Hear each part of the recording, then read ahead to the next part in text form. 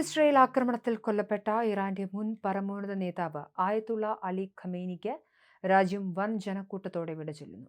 അദ്ദേഹത്തിന്റെ ജന്മനാടായ മഷ്ഹദിലാണ് ഔദ്യോഗിക ഖബറടക്ക ചടങ്ങുകൾ നടക്കുന്നത്.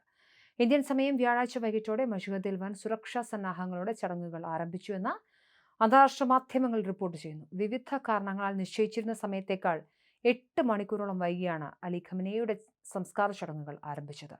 മഷ്ഹദിലെ അതിപ്രശസ്തമായ ഇമാം റസയുടെ ശവകുടീരത്തോട് ചേർന്നാണ് ഇറാന്റെ മുൻ പരമോന്നത നേതാവിനായി അന്ത്യവിശ്രമം ഒരുക്കുന്നത്.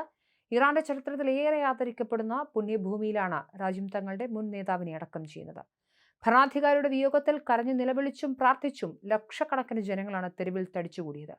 ഖബറടക്ക ചടങ്ങുകൾക്കിടെ US പ്രസിഡന്റ് ഡൊണാൾഡ് ട്രംപിനെതിരെ കടുത്ത ജനരോഷവും കൊലവിളിയും ഉയർന്നു. അതേസമയം ഇറാന്റെ ബുജേഹർ ആണവ കേന്ദ്രത്തിന് നേരെ US വീണ്ടും ആക്രമണം നടത്തി. ഇതിന് തിരിച്ചടിയായി പശ്ചിമേഷ്യയിലെ US സൈനിക താവളങ്ങൾക്ക് നേരെ ഇറാനും ശക്തമായ മിസൈൽ ആക്രമണം തുടരുകയാണ്.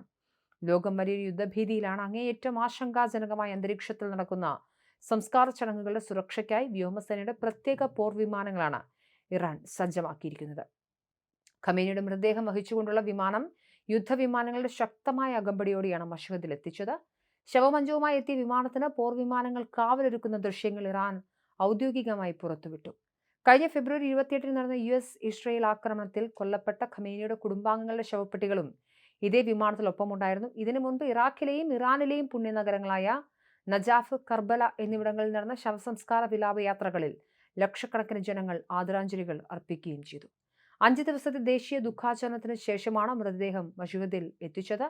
ഇറാനിലെ ഏറ്റവും ആദരണീയമായ ആരാധനാലയം സ്ഥിതി ചെയ്യുന്ന മഷ്ഹദ് മുൻ ഇറാനിയൻ ഭരണാധികാരികളുടെയും പ്രധാന വ്യക്തിത്വങ്ങളുടെയും അന്ത്യവിശ്രമ സ്ഥലമാണ്.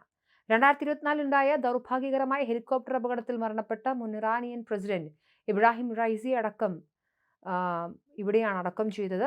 അതുകൊണ്ട് തന്നെ വലിയ വൈകാരിക പ്രാധാന്യത്തോടെയാണ് ജനങ്ങൾ ഇവിടേക്ക് ഒഴുകിയെത്തുന്നത്.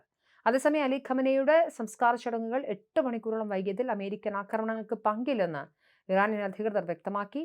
ജൂലൈ 4 ആരംഭിച്ച വിലാപയാത്ര വിവിധ പുണ്യനഗരങ്ങൾ പിന്നിട്ടാണ് വ്യാഴാഴ്ച മഷ്ഹദിൽ എത്തിയത്. ഇതിനിടെ ടെഹ്റാനെയും മഷ്ഹദിനെയും ബന്ധിപ്പിക്കുന്ന പ്രധാന റെയിൽപാത US ആക്രമണത്തിൽ തകർന്നിരുന്നുവെങ്കിലും അത് ചടങ്ങുകൾ വൈകാൻ കാരണമായിട്ടില്ലെന്നാണ് ഔദ്യോഗിക വിശദീകരണം. ആയിരക്കണക്കിന് വിശ്വാസികളും അനുയായികളുമാണ് മഷ്ഹദിൽ ഖമേനിയുടെ സംസ്കാര ചടങ്ങിന് സാക്ഷ്യം വഹിക്കാൻ ഒത്തുകൂടിയിരിക്കുന്നത്. നഗരത്തിലെ തെരുവുകളിലെല്ലാം അലി ഖമേനിയുടെ കൂറ്റൻ ചിത്രങ്ങളും ഇറാനിയൻ പതാകകളും ഏന്തി വൻ ജനക്കൂട്ടമാണ് നിലയുറപ്പിച്ചിരിക്കുന്നത്. ഇതിനിടെ ചടങ്ങിൽ പങ്കെടുത്ത ജനങ്ങൾക്കിടയിൽ US പ്രസിഡന്റ് ഡൊണാൾഡ് ട്രംപിനെതിരെ കടുത്ത പ്രതിഷേധമാണ് ഉയരുന്നത്. ട്രംപിനെ വധിക്കണമെന്നാവശ്യപ്പെടുന്ന പ്ലക്കാർഡുകളും മുദ്രാവാക്യങ്ങളുമായി ഒട്ടേറെ പേർ തെരുവിൽ രോഷം പ്രകടിപ്പിച്ചു. കഴിഞ്ഞ ദിവസം ഇറാനിലെ 90 തന്ത്രപ്രധാന കേന്ദ്രങ്ങളിൽ US സൈന്യം കനത്ത വ്യോമാക്രമണം നടത്തിയതായി അമേരിക്കൻ പ്രസിഡന്റ് ഡൊണാൾഡ് ട്രംപ് അവകാശപ്പെട്ടിരുന്നു. ഈ ആക്രമണത്തിൽ 14 പേർ കൊല്ലപ്പെട്ടതായും 78 പേർക്ക് പരിക്കേറ്റതായും ഇറാന്റെ ആരോഗ്യ മന്ത്രാലയം സ്ഥിരീകരിച്ചിട്ടുണ്ട്. വ്യാഴാഴ്ച ഉച്ചയോടെ ഇറാനിന്റെ ബുഷേറിലെ ആണവ കേന്ദ്രത്തിന് നേരെയും US ശക്തമായ ആക്രമണം നടത്തിയതായി ഇറാനിയൻ പ്രാദേശിക മാധ്യമങ്ങളും റിപ്പോർട്ട് ചെയ്തു.